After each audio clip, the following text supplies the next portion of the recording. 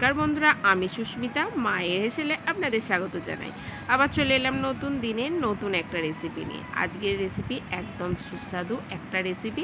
সামান্য একটু কাঁচা আলু আর সুজি দিয়ে এত সুন্দর যে একটা গোলার রুটি বলুন আর পরোটাই যেটাই বলুন না কেন, এতটাই নরম আর এতটাই সুস্বাদু খেতে। আর তার সঙ্গে তো অবশ্যই নারকেলের চাটনি আছেই।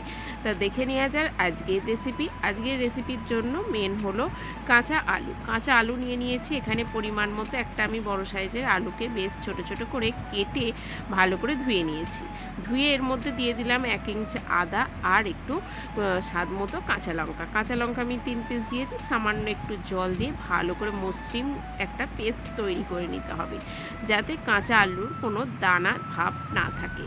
এবার দিয়ে দেবো 1 বাটি পরিমাণে এখানে সুজিটাও ভালো করে ওই 1 বাটি সুজি নিয়ে 1 বাটি জল দিয়ে ভালো করে সুন্দর একটা মসৃণ পেস্ট তৈরি করে নিতে হবে। তবে সুজি সম্পূর্ণ এখানে পেস্ট হবে না, একটু খচা ভাব থেকে যাবে। তবে খচা ভাব থাকলে কোনো অসুবিধা নেই, আরও খেতে ভালো লাগবে। দেখুন সুন্দরভাবে এখানে পেস্ট করে নিয়েছি। আপনারা এখানে কিন্তু ছেঁকেও নিতে পারেন, তবে আমি ছেঁকে নিই। ভালো করে আমি পেস্ট করে যেহেতু নিয়েছিলাম, এবার একটা পাত্রের মধ্যে ঢেলে কিছু এখানে মেশাতে হবে। তার জন্য এখানে একটা বড় পাত্রের মধ্যে ঢেলে নিতে হবে, বেশ খানিকক্ষণ এখানটায় ফাটিয়ে নিতে হবে। আর এই রেসিপিটা এতটাই সুস্বাদু খেতে, ছোট থেকে বড়রা সবাই কিন্তু পছন্দ করবে। একবার খেলে কিন্তু বারবার খেতে ইচ্ছা করবে। দেখুন ভালো করে আমি পাত্রে ঢেলে দিলাম। এবার 1 চামচ মতো আমি দিয়ে দিলাম চিনি আর 1 স্বাদ মতো দিয়ে দিলাম লবণ। ভালো করে একটু চিনিটা দিলে কিন্তু বেশ খেতে ভালো লাগে। এবার 1-2 চামচ মতো এখানে বেসন দিয়ে দিলাম। তবে আমি বড় সাইজের চামচের ব্যবহার করেছি, তাই এবার দিয়ে দেবো টক দইও দিয়ে দিয়েছি 2 চামচ। ভালো করে টক দই আর বেসন আর সব কিছু ভালো করে কিন্তু এখানে ফাটিয়ে নিতে হবে। বেশ টাইম নিয়েই কিন্তু এখান থেকে ফাটাতে হবে। যত ভালোভাবে এখানে কিন্তু ফাটাবে, তত সুন্দরই কিন্তু যে পরোটাটা হবে বা গোলা রুটি হবে, যেটাই বলুন না কেন, সুন্দর কিন্তু হবে। ভালো করে এখানে মিশিয়ে নিলাম। দেখুন এবার ঢাকা চাপা দিয়ে রেখে দেবো 10 মিনিটের জন্য।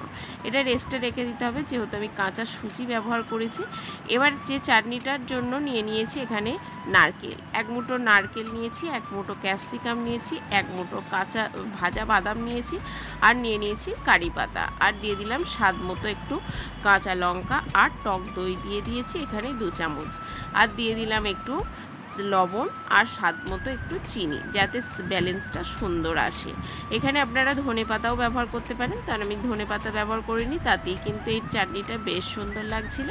সামান্য একটু জল দিতে হবে, জল দিয়ে সুন্দর একটা মসৃণ পেস্ট এখানে তৈরি করে নিতে হবে।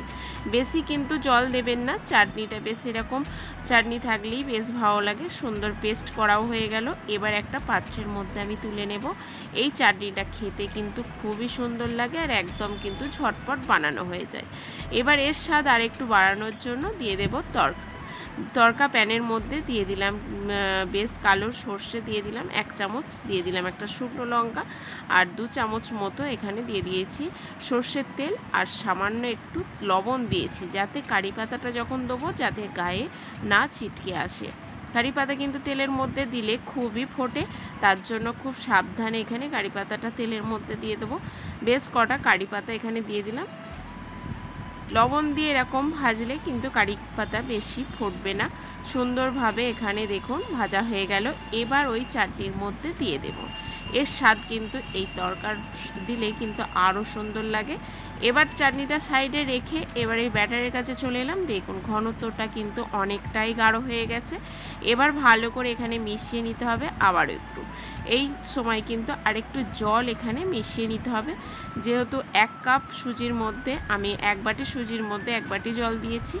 আবারও আমি কিছুটা জল এখানে হাফ বাটি মতো মিশিয়ে নিয়ে এইভাবে কিন্তু একটু ঘনত্বটা ভালো করে সুন্দরভাবে করে নিতে হবে। এবার এখানে আরেকটা জিনিস এখানে মেশাবো, যাতে এই পরোটাটা সুন্দরভাবে খেতে লাগে ও সুন্দরভাবে কিন্তু তাওয়া থেকে উঠে আসবে। এবার দিয়ে দিলাম বেকিং পাউডার। বেকিং পাউডার না, বেকিং সোডা। বেকিং পাউডার এখানে ব্যবহার করব না, বেকিং সোডা এখানে ব্যবহার করতে হবে।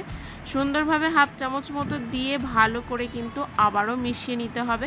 যেহেতু টক দই আছে তার জন্য কিন্তু বাবলস অনেকটাই উঠবে, এইভাবে কিন্তু ফাটালে। সুন্দরভাবে দেখুন মিশিয়ে নিলাম। মিশিয়ে নেওয়ার পর ঘনত্বটা দেখুন কতটা সুন্দর এসেছে, আর হাতার গায়ে লেগে গেছে। এইভাবে ঘনত্বটা রাখতে হবে, তাহলেই কিন্তু সুন্দর এই রুটিটা হবে। আমার পুরো ব্যাটারটা রেডি হয়ে গেছে। এবার চলে যাব গ্যাসের কাছে। গ্যাসটা অন করে দিয়ে একটা তাওয়া চাপিয়ে দিলাম। আপনারা ননস্টিকের তাওয়াও এখানে ব্যবহার করলে কিন্তু এই যে রুটিটা সেটা কিন্তু সুন্দর উঠবে। আমি লোহার তাওয়া ব্যবহার করেছি, তার জন্য একটু কিন্তু লেগে গেছে। আর ননস্টিকের তাওয়া কিন্তু যদি ব্যবহার করেন তাহলে কিন্তু সুন্দরভাবে উঠে যাবে। সামান্য 1 চামচ তেল দিয়ে ভালো করে পরিষ্কার একটা কাপড় দিয়ে বুলিয়ে নেব, আর গ্যাসটাকে একদম লো ফ্লেমে করে দিয়ে এখানে একটু জল ছিটা দিয়ে দিতে হবে, যাতে তাওয়াটা একটু ঠান্ডা হয়ে যায়। আবারও এক হাতা মতো এইভাবে ব্যাটার দিয়ে এইভাবে ঘুরিয়ে ঘুরিয়ে কিন্তু পাতলা করে একটা সুন্দরভাবে গোল রুটির আকারে করে নিতে হবে। সুন্দরভাবে দেখুন ঘুরিয়ে ঘুরিয়ে করে নিয়েছি একটা পাতলাভাবে। এটা ননস্টিক তাওয়ার দিয়ে করলে কিন্তু সুন্দর আসবে, আমি বারবার বলছি। যেহেতু আমি লোহার তাওয়াতে করেছি তার জন্য কিন্তু একটু আটকে গেছে, আর ননস্টিক তাওয়াতে করলে কিন্তু সুন্দরভাবে উঠে আসবে। দেখুন হয়ে গেছে, কালারটা পুরোটাই চেঞ্জ হয়ে গেছে।